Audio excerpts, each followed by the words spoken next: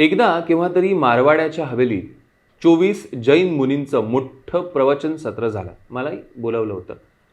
बरेच तारणपंथी जैन आसपासच्या खेड्यांवरनं मुनींना ऐकायला आले होते. यातला एकही मारवाडी हा शेतकरी नव्हता. सगळे व्यापारी.